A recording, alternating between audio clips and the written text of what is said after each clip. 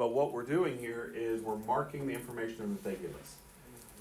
So WX, which is this piece right here, is congruent to ZY, which is this piece right here. Okay, so we're going to mark those two.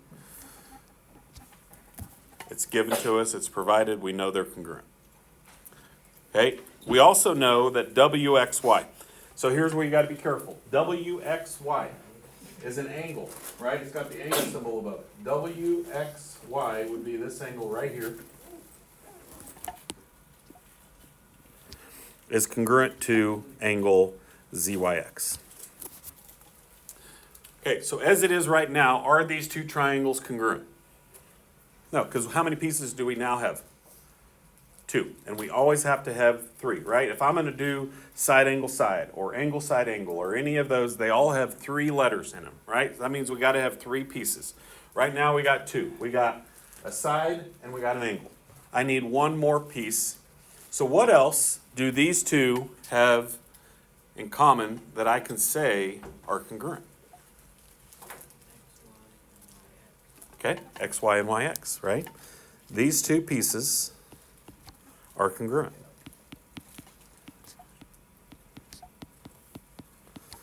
And it doesn't matter if you say XY is congruent to YX, or XY is congruent to XY, or YX is congruent to YX. They all mean the same thing, okay? We're talking about the same segment.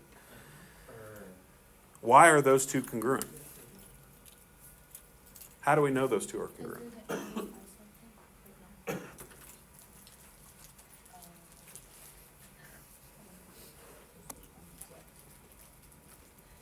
We're talking about this side right here, right? And what do both of those two triangles have in common? Usually we see it right in the middle of two triangles, right? Here, they share that side, right? So this is just a different way, a different drawing, a different picture of how two triangles share the same side. Both of these triangles share side XY, right? And so we would say XY is congruent to XY because of the reflexive property.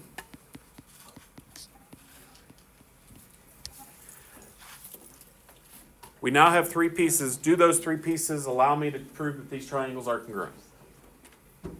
Can we use one of our 5 theorems to prove these triangles congruent? Okay, which one? Side, angle, side. Side, angle, side. All we're going to do is follow the path, guys. Side, angle, side. The angles between the two sides, this would be side, angle, side. Okay, let's go over to the next page, page 58. Let's take a look at number 4.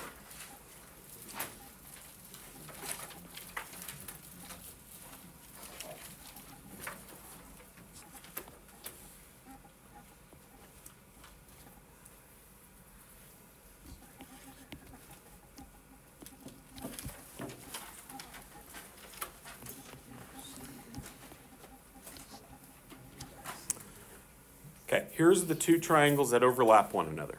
I know there's a lot of triangles in this picture. Like for instance, we have these 2 triangles over here. But they're not, those 2 triangles are not overlapping. So here we're talking about the overlapping. And like for instance, if I were to use these 2, then obviously they would have vertical angles and all that. But AC and EC are congruent. Okay, that's how we know those are the 2 triangles that we're talking about, because AC and EC are not on these 2 triangles. We're talking about the 2 triangles that are overlapping one another. I can't stress enough that when I draw 2 triangles like this, we have to mark the pieces, okay? If you're really going to try to determine how are these triangles congruent, we have to be able to look at the pieces and say, these are the 3 pieces I know, and we have side, or angle, side, angle, or whatever it's going to be, okay? So here, we know AC and EC are congruent, because it tells me that, right here. It's given to me. We know that angle A and angle E are congruent. I only have to use 1 letter because that's the only angle at A and E. We don't have to use 3 letters. Right now I got 2 pieces. 2 pieces is never enough. I need a third, okay? So we got to determine if we have a third piece here that both of these triangles have congruent. Is there a third piece that these 2 triangles have congruent?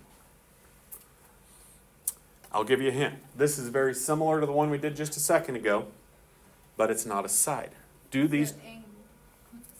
Angle C. Yeah, absolutely. It's this angle right here.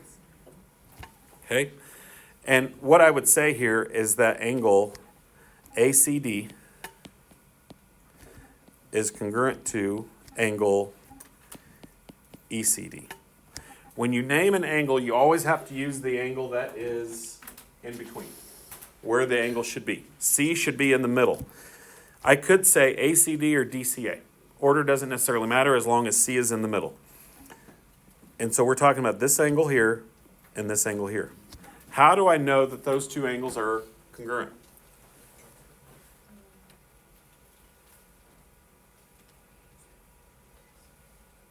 What do we know about those two angles? It's reflexive because those two triangles share that angle. Okay? This angle right here is shared by both of these triangles.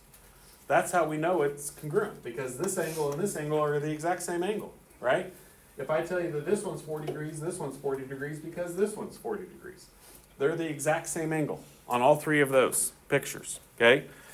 And so we haven't seen this yet, but here's an example of two angles being congruent because of the reflexive property. Typically, we see two shared sides, right? That's the one we see most of the time with reflexive property. But here's an example where we could have two angles congruent to one another because of the reflexive property. So then as I look at this, why would these two triangles be congruent based on the pieces that we have marked? What do we got here? Angle? Angle, side angle. There it is. Okay? It's got to be one of our 5 theorems. We're not going to go through all of those. I just wanted to show you kind of some examples of some of these. We may come back next week and do some of the proofs and things like that. I just wanted to show you some examples of some of these that it's still a triangle proof, but the difference is that the triangles overlap one another, and that makes it a little different. All right, today we're going to talk about lesson 5.4. Some of you asked me earlier in the week when we skipped 5.4, what happened to 5.4, or I guess it was probably last week when we did that. We're doing it, I just didn't feel like it fit when we were doing it, so we kind of pushed 5.4 closer to the end of the chapter rather than where it was. But we're still covering it because it's still really, really important information. What we have right here is a triangle, but not only is it a triangle, what kind of triangle do we have? Isosceles, okay? So this right here is an isosceles triangle. And we know it's isosceles because we have two congruent sides. The two sides that are congruent are what we call the legs. Earlier in the chapter, we talked about like a right triangle, and we had a hypotenuse and we had legs. This one's a little bit different because we don't have a right angle in it. The legs are the two sides that are equal to one another. So the legs are the congruent sides. The base is the non-congruent side. Two of the sides are the same, one of them's not. The two that are the same are the legs. The one that is not the same is called the base of the triangle. Now, a lot of people think the base is always going to be the bottom of the triangle, and a lot of times it may be. But I could also draw one like this.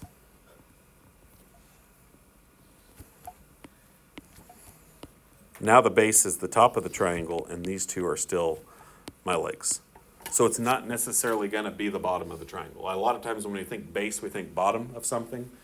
May not always be the bottom of it. It's the side that's not the same as the other two. Okay? And that's how we decide. The other thing that's going to be true here is when we look at these two sides being congruent, these two base angles that touch the base are also going to be congruent. So if I have two sides congruent, then I'm going to have two angles congruent as well.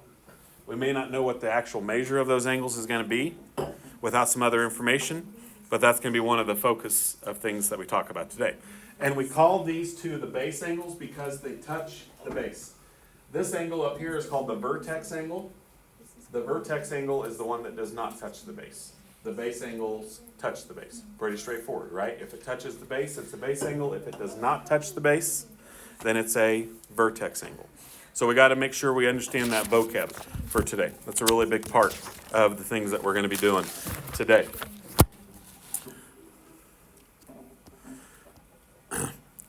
Okay, we're going to deal with a couple of theorems with isosceles triangles. So here we know we have an isosceles triangle.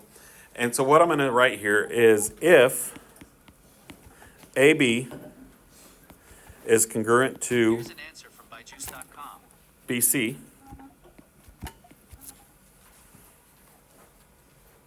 or AC, sorry, not BC.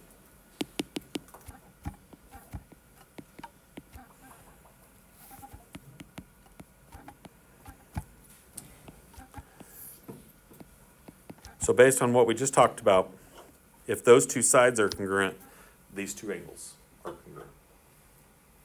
If I have two sides congruent, then I will have two angles congruent every time. So on an isosceles triangle, not only do we have two sides congruent, but we also have two angles congruent. The converse is also true. If angle B is congruent to angle C, if I have two angles congruent, then the two sides opposite those two angles are also congruent. So I could give it to you either way. If I have a triangle with two sides or two angles congruent, I can always identify that triangle as isosceles every time. Okay.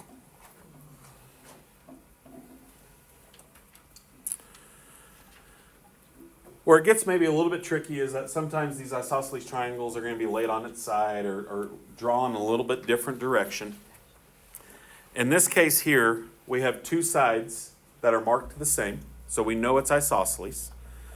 And we have to determine which two angles are going to be the same. That's what this is asking us. Name the two angles that are congruent. Well, it's the two angles that are opposite or across from these two sides. So if here's my side, the angle across from it would be E. If this is my side, the angle across from it would be F. So the two angles across from those two sides would be angle F and angle E. And those would be the two that are congruent.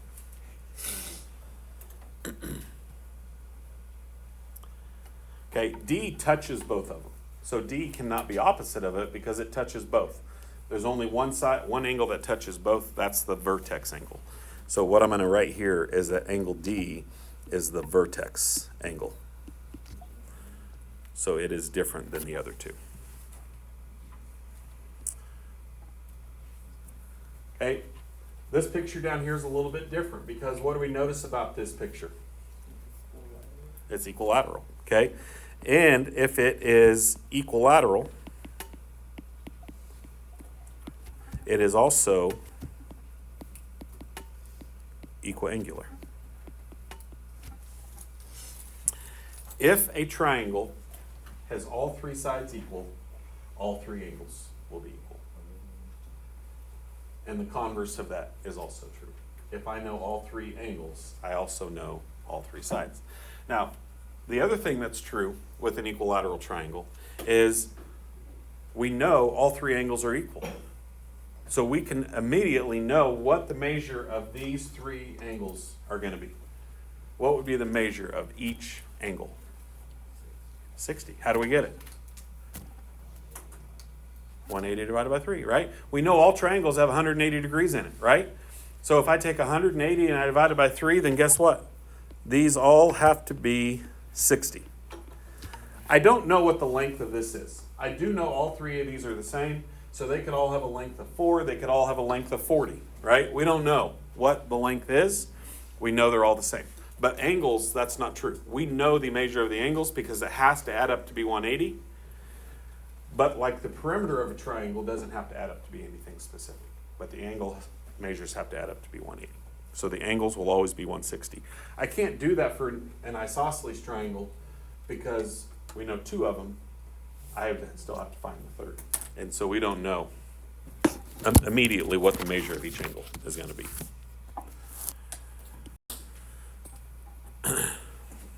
Okay, so that leads into this picture here.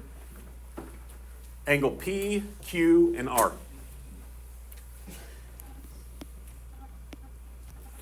What's the first thing that I can say about this triangle? What kind of triangle do we have? Equilateral. So what's that tell me about all my angles? They're all equal, okay? I know that these three angles are all equal. And so angle P is going to be equal to angle Q, which is going to equal angle R. And based on what we just talked about a second ago, what would be the measure of all three of those? 60 degrees. That's it.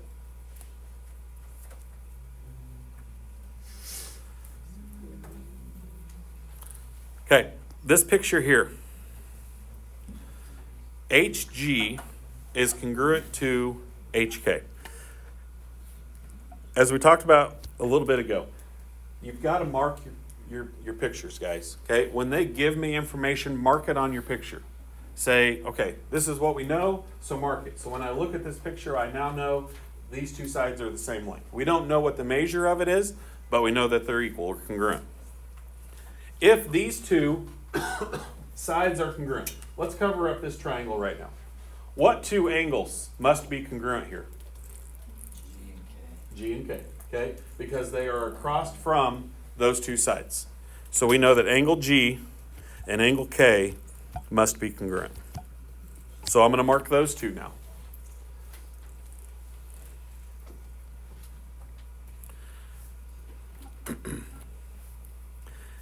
If KHJ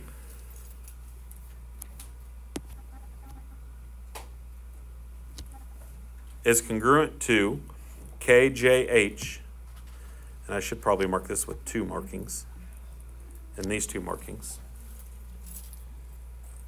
If these two angles are congruent, then what two other pieces would have to be congruent? In some cases, it may be helpful to redraw. Sometimes when two triangles share a piece like this, it's a little bit tricky to try to determine what's going on. But if I tell you that this angle and this angle are congruent, what kind of triangle do we have?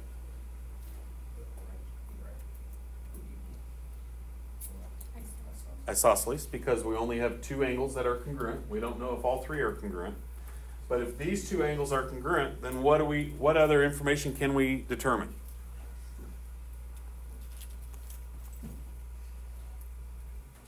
If two angles are congruent, what else do we know? Do what? Not unless it's equilateral, and we don't know that right now, okay? But right now we're going to assume it's not. Good job. HK is congruent to JK.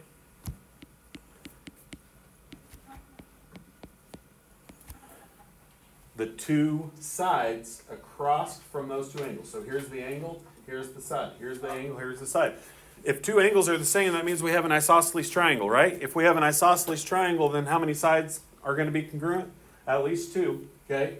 So those would be the two that are congruent. It would be the two sides immediately across from those two angles.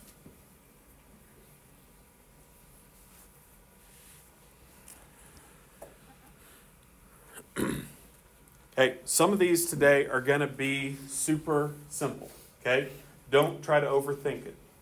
When I look at this triangle, what's the first thing that I notice?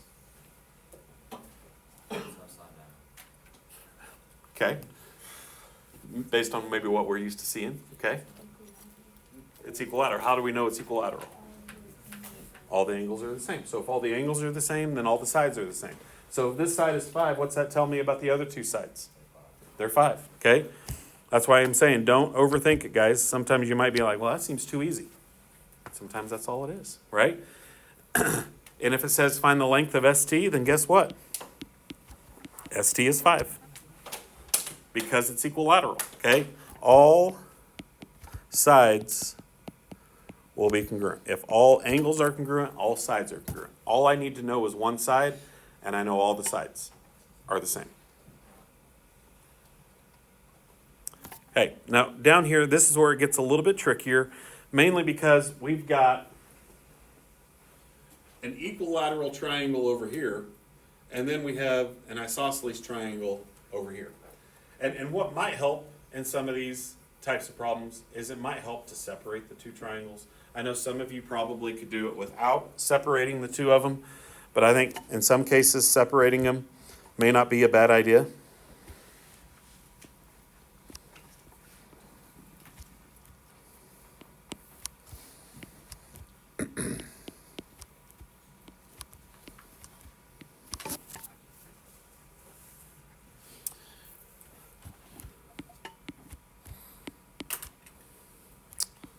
Because all three angles are congruent, then guess what?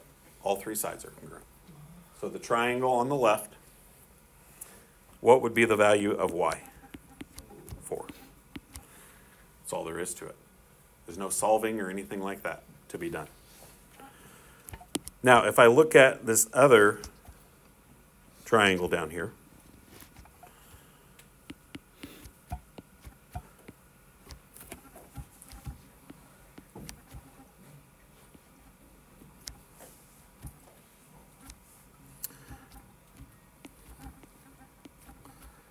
I know that this is 4, right?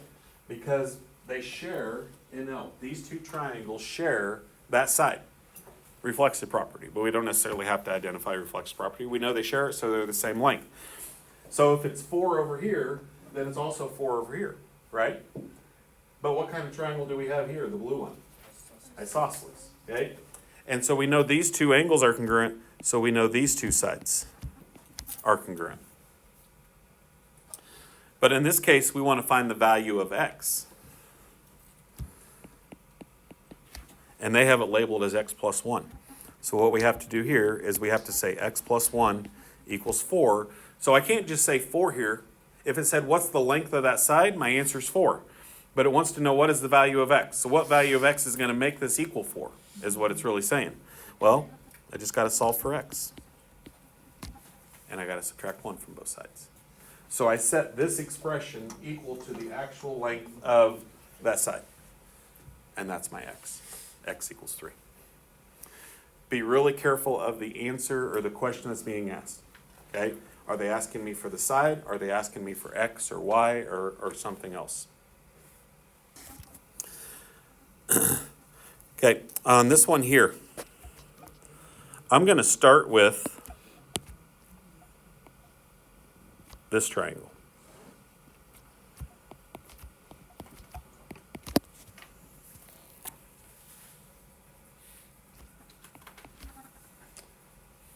What kind of triangle do I have? If I look at the markings, what do I got? Equilateral, okay? What do I know about an equilateral triangle? All the sides are the same and all the angles are the same. And not only do we know all the angles are the same, but what would be the measure of each of these angles? 60, okay? Every single time. Every single time we have an equilateral triangle, all three angles would be 60, okay? Now, as I draw this other triangle here, and I'll keep saying this. I mean, some of you are going to be better visually at seeing this than others.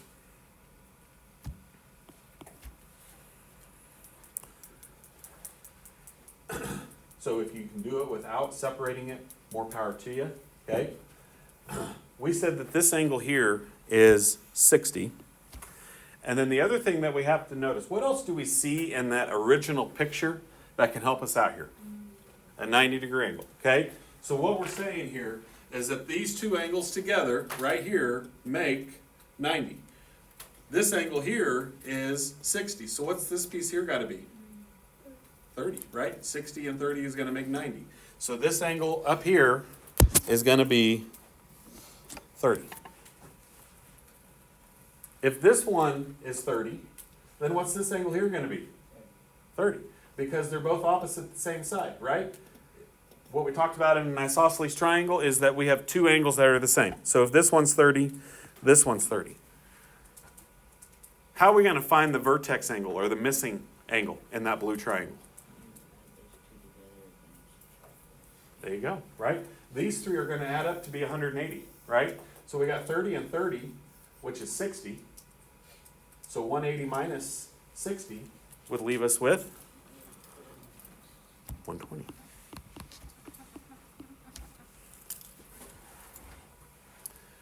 Okay, so it's using a lot of information, using right angles, using isosceles and equilateral triangles to kind of help us out.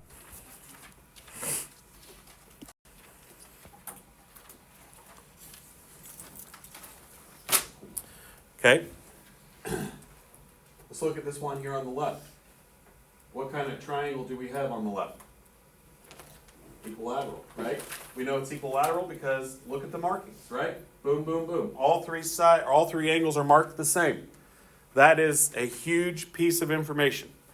If all three of those angles are the same, that means all three of these sides are the same. And if these two sides are the same, and I want to look and find what y is, what am I going to do here?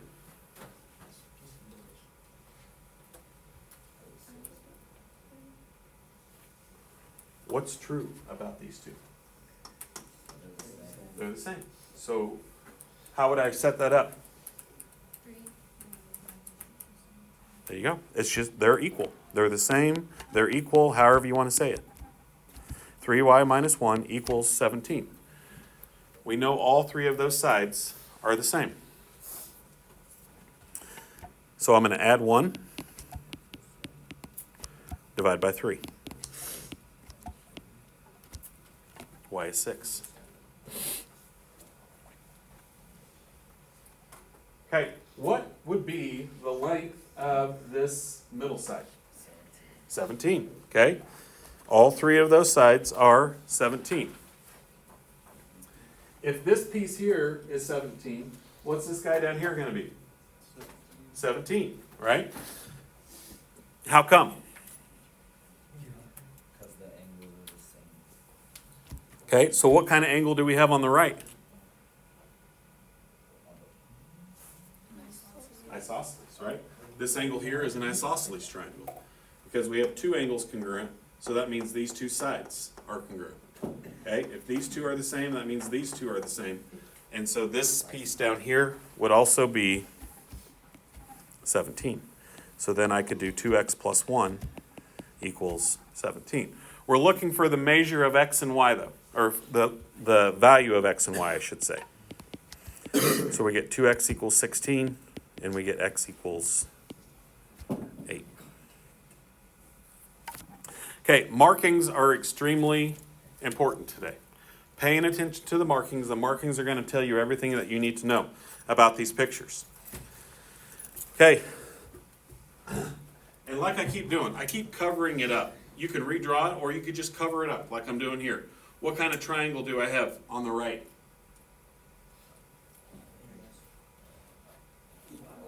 Equilateral. Why do I know it's equilateral? All the sides are marked the same. They all have one tick mark on them, right? All three of those sides are the same.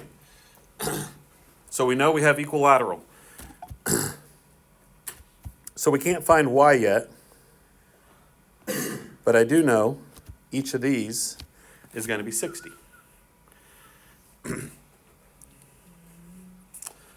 Okay, if this is 60, then what's the measure of this angle right here? 30.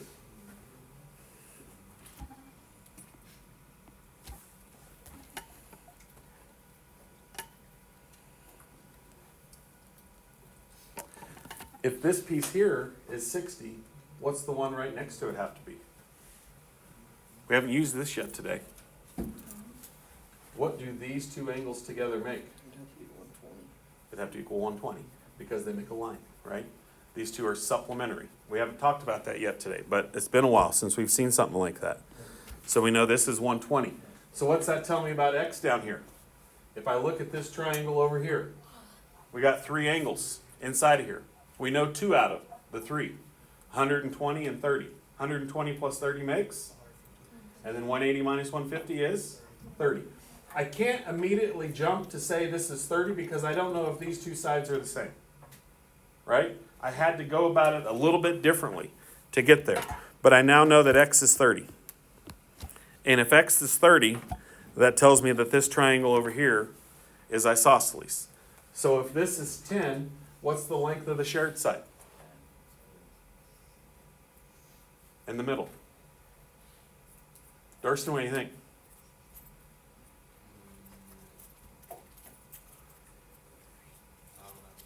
Okay.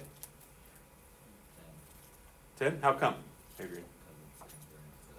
Yeah, this is isosceles, right? These two are congruent. So if this is 10, this guy here is going to be 10. So then what's the value of y going to be? 10, right? Because it is equilateral. Okay, and that's why I'm telling you that some of these seem like too easy, right? Because you're like, I didn't really do much. But you kind of have to know how it all fits together. It's kind of like a little bit of a puzzle. You got to understand how it all fits together to make it work. But don't just immediately assume that this is an isosceles triangle if it's not marked like that. We had to prove it was an isosceles triangle before we could get to that point. Okay, down here. This is not necessarily a two-column proof, but we kind of saw some on the quiz like this last week that we corrected the other day. If it says explain, you got to give me a little bit of an explanation. Don't just say because it looks like it or something like that, okay? Tell me why these two triangles are congruent. So PQS, what I would do is I would redraw those two triangles. PQS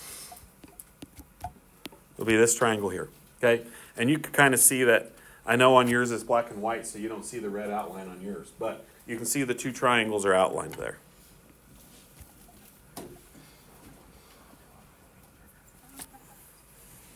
PQS, PQR.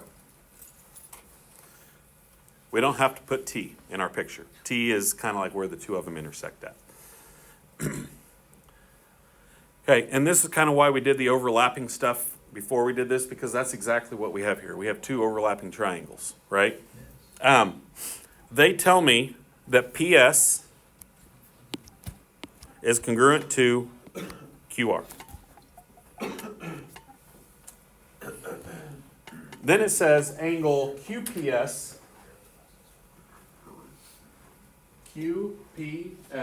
follow the path of the letters, would be this angle right here, is congruent to PQR. Hey, I know that kind of looks like it's a 90-degree angle, but we don't really know. So don't put a square in the corner. Just put a little curve to show that those two are congruent. We don't know what the actual measure of the angle is, okay? Is there anything else about those two triangles that we know?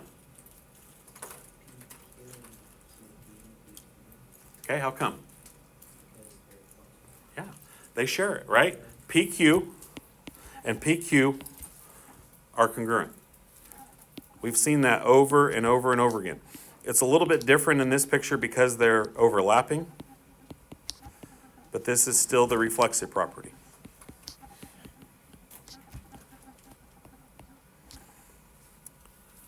So therefore, based on everything that we have marked, are these two triangles congruent? Yeah. And then we just got to follow the path of our parts. What do we got here? Side, angle, side. Is that one of our theorems? Yeah. Side, angle, side. That's all there is to it. Okay. All right, last one. PQT. Still talking about the picture up here. So I'm going to draw PQT. Angle 1, angle 2.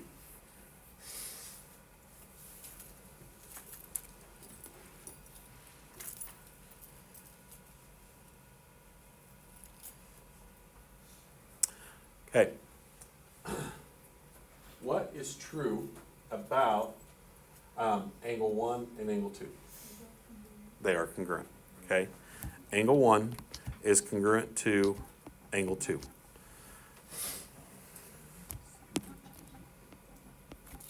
Because we're talking about these two angles right here. Okay, we know the triangles are congruent, so what do we know about all the parts of those two triangles? they're congruent, right? We've already proven the triangles are congruent. So angle 1 and angle 2 are congruent, and if angle 1 and angle 2 are congruent, that means that PT and QT are congruent. Therefore, what kind of triangle do we have? Isosceles. So PT is congruent to QT. Okay.